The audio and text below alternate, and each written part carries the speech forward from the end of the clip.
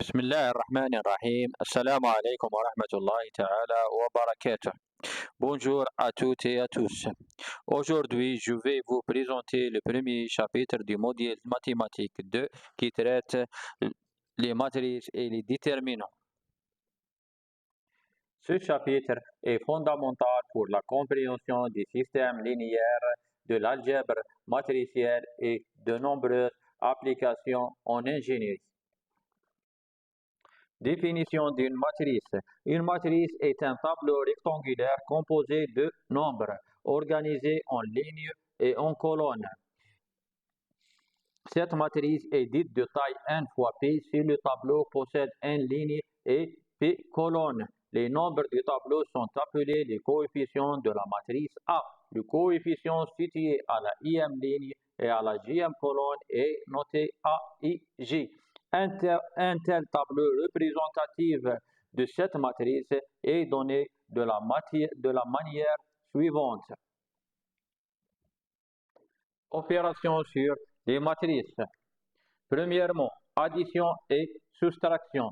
Soit A et B de matrices ayant la même taille MP, leur somme C égale à A plus B est la matrice de taille n fois P définie par les coefficients CIJ égale à AIJ plus BIJ.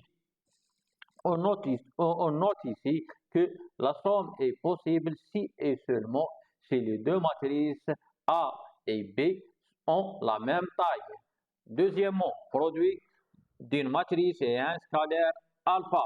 Ce produit est toujours possible. La matrice résultante est la matrice alpha IJ formée en multipliant chaque coefficient de la matrice A par alpha. Troisièmement, le produit de deux matrices A et B. Ce produit est possible si et seulement le nombre de colonnes de la première matrice correspond au nombre de lignes de la deuxième matrice. La règle pour trouver les coefficients de la matrice résultante est donnée par la somme suivante. Quelques remarques concernant le produit de deux matrices. Le produit de deux matrices n'est pas commutatif en général, c'est-à-dire généralement A fois B est différent de B fois A. Si le produit de deux matrices A fois B égale à 0, cela n'implique pas que A égale à 0 ou B égale à 0. Si A fois B égale à A fois C, cela aussi n'implique pas que B égale à C. On peut avoir A fois B égale à A fois C, mais B différent de C. On passe maintenant à la définition de la transposée d'une matrice. La transposée d'une matrice est une nouvelle matrice obtenue en échangeant ses lignes et ses colonnes. Si la matrice A est une matrice de taille m fois n, alors sa transposée AT sera une matrice de taille n fois m, où la ième ligne de la matrice A devient la ième colonne de la matrice A transposée. Voici un exemple illustratif pour cette opération. Alors, on note que la première ligne de la matrice A est 1, 2, 3, alors que la première colonne de la matrice A transposée est 1, 2, 3. Le point suivant est les matrices spécifiques. On distingue la matrice nulle avec des éléments nuls.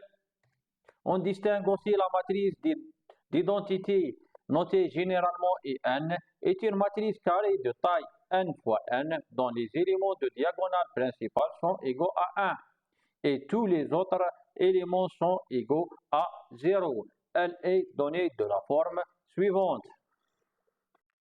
On distingue aussi les matrices triangulaires. Une matrice triangulaire est une matrice carrée où tous les éléments situés au-dessus ou au-dessous de la diagonale principale sont nuls. Il existe deux types principaux de matrices triangulaires, les matrices triangulaires supérieures et les matrices triangulaires inférieures. Définition du déterminant. Le déterminant est un nombre associé à une matrice carrée, utile pour savoir si cette matrice est réversible ou non. En dimension 2, le déterminant est très simple à calculer selon la formule suivante. Le déterminant de la matrice formée des éléments A, B, C, D égale A fois D moins B fois C. En dimension plus de 2, on utilise le plus souvent la méthode de développement par rapport à la ligne I ou par rapport à la colonne G. D'autres méthodes telles que la méthode de Saris et la méthode de Gauss peuvent être aussi utilisées pour déterminer le déterminant d'une matrice carrée. On note ici que la méthode de Saris est valable seulement pour les matrices 3 fois 3. Les méthodes de développement et la méthode de Gauss sont valables pour toutes les dimensions de déterminants. Notion de mineurs et de cofacteurs. Les mineurs sont les sous-déterminants obtenus en supprimant une ligne et une colonne d'une matrice carrée. Les cofacteurs sont les mineurs multipliés par un signe alterné. Inverse d'une matrice carrée. Soit A une matrice carrée de taille n fois n. S'il existe une matrice carrée B de taille n fois n telle que A fois B égale à la matrice d'identité I et B fois A égale aussi à la matrice d'identité I, on dit que A est inversible. On appelle dans ce cas B l'inverse de A et on la note A-1. Quelques propriétés de la matrice inverse. Si A est inversible, alors son inverse est unique.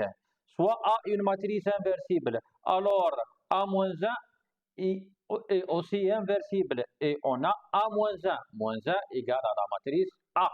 Soit A et B, deux matrices inversibles de même taille, alors le produit A fois B est aussi inversible et A fois B moins 1 égale à B moins 1 fois A moins 1. Voici un exemple qui illustre le concept de l'inverse d'une matrice. Alors, on doit calculer une matrice B qui vérifie que A fois B égale à la matrice d'identité I, ainsi que B fois A égale aussi à la matrice d'identité I. Si cette matrice existe, on dit que alors A est inversible et son inverse A-1 égale à B égale 1 moins 2 sur 3, 0, 1 sur 3. Méthode de calcul de l'inverse d'une matrice carrée. Il existe plusieurs méthodes. Parmi ces méthodes, on distingue la méthode des cofacteurs ou la méthode de comatrice. Soit A une matrice carrée, on a alors A-1 égale 1 sur le déterminant de A fois la matrice C transposée. La matrice C, dans ce cas, est la matrice des cofacteurs, appelée aussi comatrice et notée comme A.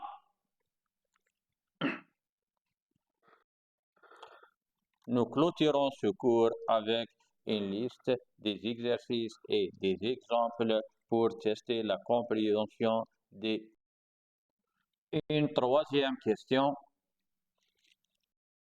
et un exemple de calcul. Le dernier diapositive contient une liste bibliographique. Bonne réussite à toutes et à tous. Et n'hésitez pas de poser vos questions, que ce soit sur le forum ou par adresse email.